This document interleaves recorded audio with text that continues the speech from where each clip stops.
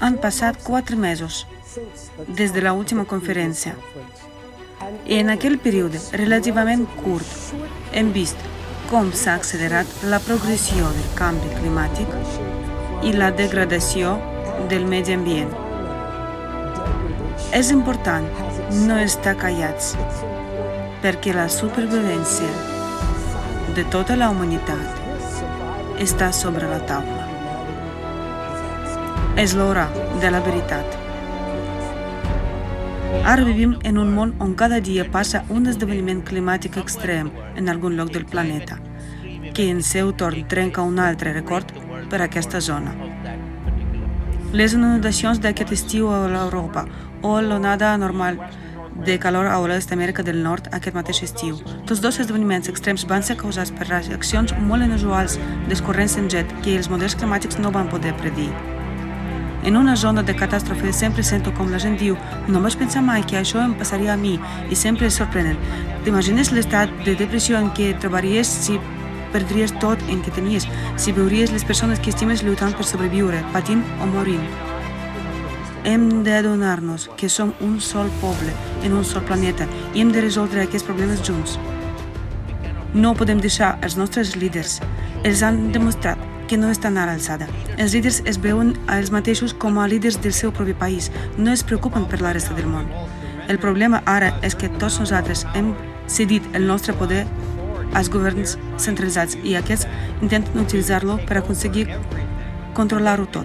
I estan utilitzant el pretext de l'escalfament global provocat per l'home per intentar mantenir-ne la riquesa i el poder. Així que hem d'abandonar-los de tot i exposar-ho. Tot el que es diu sobre el clima es concentra a la reducció del CO2 i al tema dels gasos amb efecte d'hivernacle, però penso que el problema és molt més ampli que això. I hi ha l'opinió general que el canvi climàtic també està relacionat amb l'activitat humana. Això es reflecteix als informes 5è i 6è del grup intergovernamental d'experts sobre el canvi climàtic. Aquestes percepcions són errònies. Els governs del món, mitjançant l'ONU, han creat el conveni marc de les Nacions Unides sobre el canvi climàtic, així que es podria pensar que estarien estudiant el canvi climàtic, però han deixat aclariment que estudiarien les causes antropogèniques del canvi climàtic.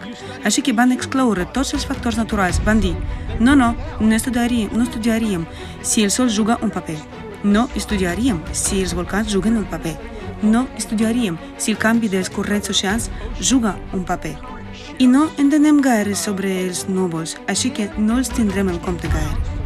I el que estudiaríem són les emissions humanes de CO2, perquè és una cosa que podem controlar. No és així com se suposa ha de funcionar la ciència. L'escalfament global antropogènic és la gran estafa científica del segle XX. L'energia verda no és verda en absolut. L'energia eòlica no és verda perquè la construcció dels parcs eòlics requereix enormes quantitats del formigó i metall, alteren els processos naturals, perjudiquen la salut humana per la contaminació acústica, maten centenars de milers d'aus a l'any i contaminen l'aire i el subministrament d'aigua. Paguem preus elevats per alguna cosa que mai no satisfarà les nostres necessitats.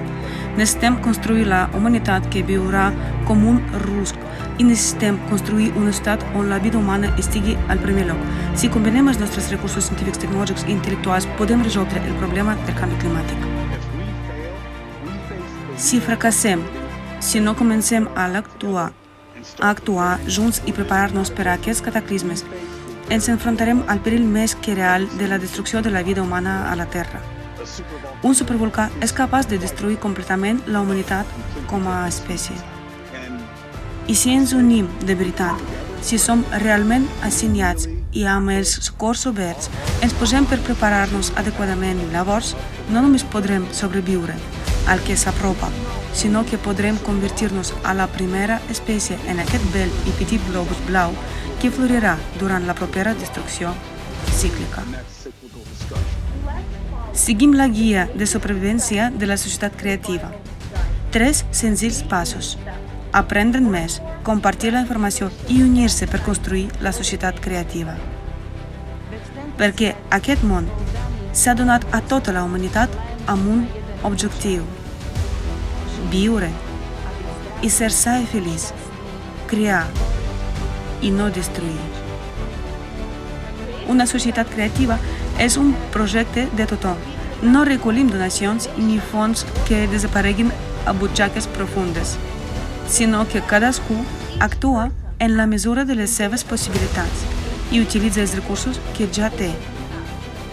Aquesta és la teva oportunitat de formar part de la solució i desenvolupar el teu potencial com a superheroi.